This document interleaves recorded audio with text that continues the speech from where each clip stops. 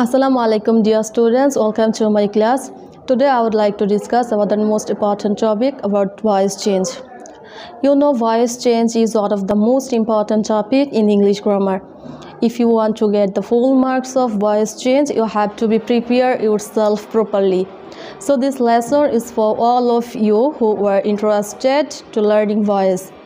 And I am trying my level best to discuss the easiest way to convert active voice to passive voice. So let's start our class.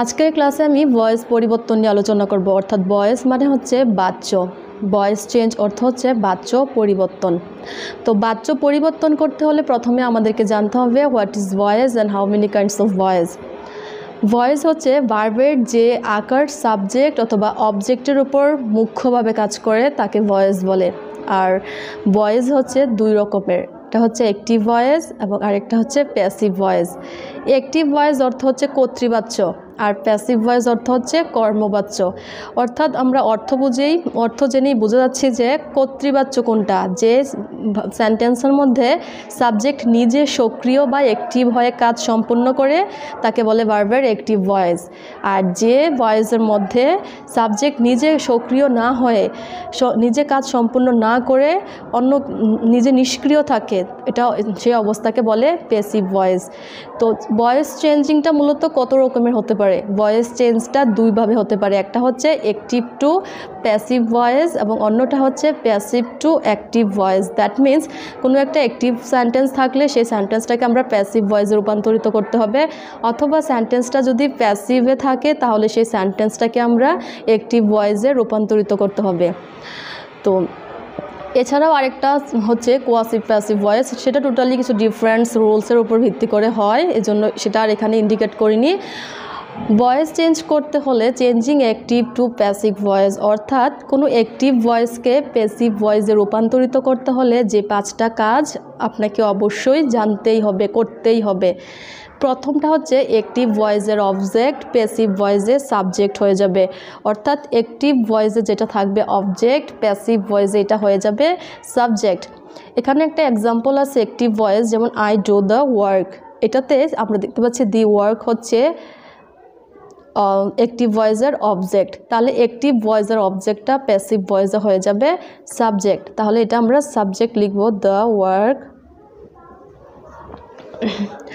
দ্বিতীয় কাজ হচ্ছে subject অনুযায়ী auxiliary verb বা be verb use করা আমরা জানি auxiliary verb হচ্ছে 24টি সেখানে আমরা am is are was were have has had shall will এবং অন্য বাকিগুলো আমরা আমাদের পার্সন এবং টেন্স অনুসারে আমরা সেখানে লিখব তাহলে অক্সিলিয়ারি ভার্ব ইজ 3 নম্বর কাজ হচ্ছে মূল ভার্বের পাস্ট পার্টিসিপল ফর্ম অর্থাৎ কোনো সেন্টেন্সে যখন মূল ভার্বটা আমরা জানি তিনটা ফর্মে বেসিক তিনটা ফর্ম হয় একটা হচ্ছে V1 একটা হচ্ছে V2 এবং একটা হচ্ছে V3 অর্থাৎ প্রেজেন্ট ফর্ম পাস্ট ফর্ম এবং পাস্ট পার্টিসিপল ফর্ম তাহলে এখানে ভয়েস করার বেলায় আপনাকে সর্বদাই খেয়াল রাখতে হবে যে মূল ভার্বটার পাস্ট পার্টিসিপল ফর্ম অর্থাৎ V3 ফর্মে রূপান্তর করতে হবে তাহলে ডো এর V3 হচ্ছে done the work is done preposition by to with ইত্যাদি বসে অর্থ বুঝে অর্থাৎ অর্থ বুঝে আমাকে বাই টু অথবা উইথের ব্যবহার করতে হবে তবে 95% সেন্টেন্সের মধ্যে আমরা বাই এই প্রিপোজিশনের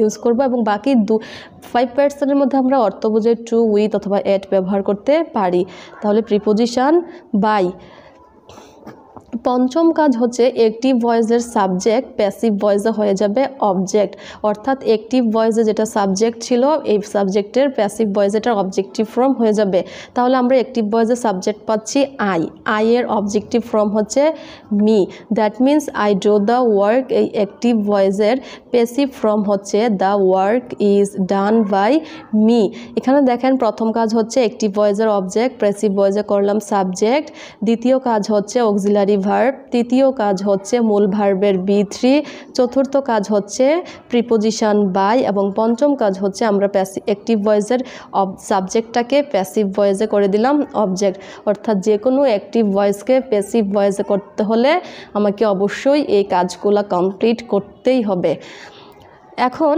অ্যাক্টিভ ভয়েস থেকে প্যাসিভ ভয়েসে রূপান্তরিত করার সময় আমরা এখানে মোস্ট ইম্পর্টেন্ট যে পার্টটা পেলাম সেটা হচ্ছে আমাকে প্রত্যেকটা সাবজেক্টের অবজেক্টিভ ফর্ম জানতে হবে এবং আমাকে অবশ্যই ভার্বগুলার B3 ফর্ম জানতে হবে, ভার্ব চিনতে হবে এবং অবশ্যই আমাকে টেন্স চিনতে হবে। আমি যদি নাই চিনলাম I do the work present indefinite, তাহলে কিভাবে আমি এখানে প্রেজেন্ট ইনডিফিনিট টেন্সের অক্সিলারি ভার্বটা ব্যবহার করব। সেক্ষেত্রে আপনাকে অবশ্যই এই দুটা বিষয় খুব জোরে মুখস্থ রাখতে হবে, কেননা যদি এটা মুখস্থ না থাকে তাহলে আপনি করতে পারবেন না ভয়েসটা। সাবজেক্ট এবং অবজেক্ট, অর্থাৎ যা না জানলে ভয়েস চেঞ্জিং অসম্ভব। প্রথমে হচ্ছে সাবজেক্ট থেকে অবজেক্টে রূপান্তর। সাবজেক্টিভ ফর্মটাকে আমরা কিভাবে অবজেক্টিভ ফর্ম করব, আমাকে অবশ্যই সেই রূপান্তরটা শিখতে হবে, জানা থাকতে হবে। এখানে সাবজেক্ট আছে আই আর এটার অবজেক্ট হচ্ছে মি, উইয়ের অবজেক্ট হচ্ছে আস, ইউর অবজেক্ট হচ্ছে ইউ। এক্ষেত্রে অনেকে কনফিউশনে পড়ে যায়, যেমন ইউর অবজেক্ট অনেকে আপনারা ইউর লিখে ফেলেন, তবে সেক্ষেত্রে যদি সেটা প্লোরাল ফর্ম হয় তাহলে ইউর হবে। হিয়ার অবজেক্টিভ ফর্ম হচ্ছে হিম, শিয়ার অবজেক্টিভ ফর্ম হচ্ছে হার, দের অবজেক্টিভ ফর্ম হচ্ছে দেম, ইটের অবজেক্টিভ ফর্ম ইট এবং উই অলের অবজেক্টিভ ফর্ম হচ্ছে all of us. That means এই অবজেক্টিভ ফর্মগুলো আপনাকে মুখস্থ রাখতে হবে যদি আপনি অ্যাক্টিভ ভয়েসের সাবজেক্টটাকে প্যাসিভ ভয়েসে অবজেক্টে রূপান্তরিত করতে চান। দ্বিতীয়ত আমাদেরকে যেটা জানতে হবে সেটা হচ্ছে টেন্স অনুযায়ী বি ভার্ব প্লাস মূল ভার্বের পিপি, দ্যাট মিন্স পাস্ট পার্টিসিপল। অর্থাৎ টেন্স অনুযায়ী বি ভার্বগুলো আপনাকে কোথায় কোনটা বসবে এটা জানা থাকতে হবে। পরিবর্তনটা দেখে নেই। Indefinite tense, present indefinite, past indefinite, future indefinite. আমরা বোঝার সুবিধার্থে ইনডিফিনিটগুলো একসাথে, কন্টিনিউয়াসগুলো একসাথে এবং পারফেক্টগুলো একসাথে লেখা আছে।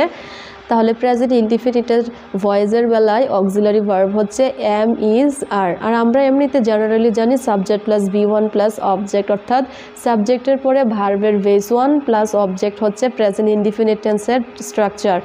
কিন্তু ভয়েসের বেলায় এম, ইজ, আর হচ্ছে প্রেজেন্ট ইনডিফিনিটের অক্সিলিয়ারি ভার্ব, পাস্ট ইনডিফিনিটের হচ্ছে ওয়াজ, ওয়ার, ফিউচার ইনডিফিনিটের হচ্ছে শ্যাল বি, উইল বি।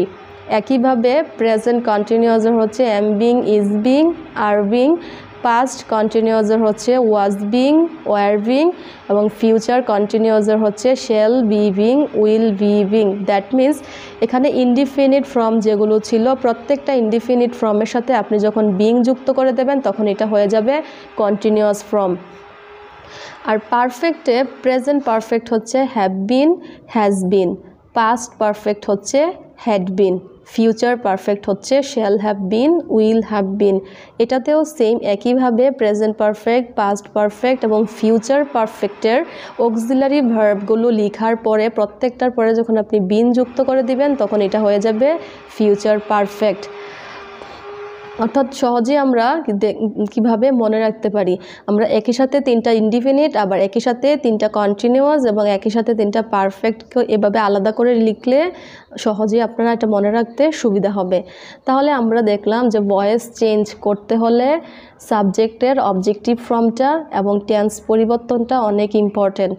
একই সাথে ইম্পর্ট্যান্ট হচ্ছে প্রত্যেকটা ভার্বের পাস্ট পার্টিসিপল ফর্ম জানা। তো আপনাদের যে বিভিন্ন রকমের বই আছে, গ্রামার বই, সেই বইগুলোতে অনেক ভার্ব দেওয়া আছে তিনটা ফর্মে, B1, B2, B3, অর্থাৎ প্রেজেন্ট, পাস্ট এবং ফিউচার। আপনারা সেখান থেকে যদি ভার্বগুলোকে একটু প্র্যাকটিস করেন তাহলে B3 ফর্মটাও আপনাদের মেমোরিজ হয়ে যাবে। টেন্স, তাহলে আমরা দেখতে পাচ্ছি যে ভয়েস চেঞ্জ এখানে 9 প্রকার টেন্সের উপর হয়ে থাকে।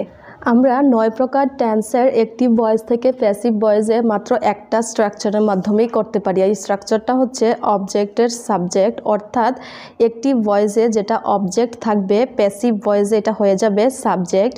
তারপর বি ভার্ব, অর্থাৎ সাবজেক্ট অনুসারে আমাকে বি ভার্ব বা অক্সিলারি ভার্ব ইউজ করতে হবে। তারপর B3 অর্থাৎ মূল ভার্বের পাস্ট পার্টিসিপল, তারপর প্রিপোজিশন বাই এবং সর্বশেষ সাবজেক্টের অবজেক্ট, অর্থাৎ অ্যাক্টিভ ভয়েসে যেটা সাবজেক্ট থাকবে প্যাসিভ ভয়েসে সেটা হয়ে যাবে অবজেক্ট। এই স্ট্রাকচারটার মাধ্যমে আপনারা এই 12 রকম টেন্সের পরিবর্তন অ্যাক্টিভ ভয়েস থেকে প্যাসিভ ভয়েসে করতে পারেন। তাহলে আমরা প্রত্যেক প্রকার টেন্সের ইন্ডিভিজুয়ালি কিছু এক্সাম্পল দেখি, তাহলে আমাদের কাছে বিষয়টি আরও ক্লিয়ার হয়ে যাবে। প্রথমে হচ্ছে প্রেজেন্ট ইনডিফিনিট। প্রেজেন্ট ইনডিফিনিট টেন্সের অ্যাক্টিভ থেকে প্যাসিভ করার নিয়ম। স্ট্রাকচার হচ্ছে অবজেক্টের সাবজেক্ট এম ইজ আর। দেখেন এখানে অবজেক্টের সাবজেক্ট আর বি ভার্বের জায়গায় হয়েছে am is are, that means এটা হচ্ছে প্রেজেন্ট ইনডিফিনিট, এজন্য এখানে আমরা এম ইজ আর লিখব। তারপরে B3, এখানেও B3, তারপর প্রিপোজিশন বাই, এখানেও বাই, এবং সর্বশেষ সাবজেক্টের অবজেক্ট, এখানেও সাবজেক্টের অবজেক্ট। তাহলে প্রেজেন্ট ইনডিফিনিটের বেলায় এখানে বি ভার্বের জায়গায় হয়েছে এম ইজ আর, কন্টিনিউয়াসের বেলায় হবে am being, is being, are being, present পারফেক্টের বেলায় হবে হ্যাভ বিন, হ্যাজ বিন। এখানে শুধু বি ভার্বটা, অক্সিলারি ভার্বটা পরিবর্তন করে দিলেই আপনি যে কোনো রকম টেন্সের অ্যাক্টিভ থেকে প্যাসিভ একদম ইজিলি করতে পারবেন। তাহলে একটা এক্সাম্পল, আই প্লে ফুটবল, এটা হচ্ছে একটা প্রেজেন্ট ইনডিফিনিট টেন্স। আপনাকে ভয়েস করতে হলে অবশ্যই টেন্সের উপরেও ভালো ধারণা রাখতে হবে, কারণ আপনি যদি টেন্স ধারণা রেখে সেন্টেন্সটা চিনতে না পারেন কোন টেন্সের, তাহলে আপনি অক্সিলারি ভার্বটা ইউজ করতে পারবেন না। যদি চিনতেই না পারেন এটা প্রেজেন্ট ইনডিফিনিট, তাহলে আপনি কিভাবে এম ইজ আর থেকে একটা অক্সিলারি ভার্ব ব্যবহার করবেন? তাহলে আই প্লে ফুটবল হচ্ছে একটা প্রেজেন্ট ইনডিফিনিট সেন্টেন্স। তাহলে এটাকে আমরা যখন প্যাসিভ করব, প্রথমে অ্যাক্টিভ ভয়েসের অবজেক্টটাকে প্যাসিভ ভয়েসের সাবজেক্ট আকারে নিয়ে আসব।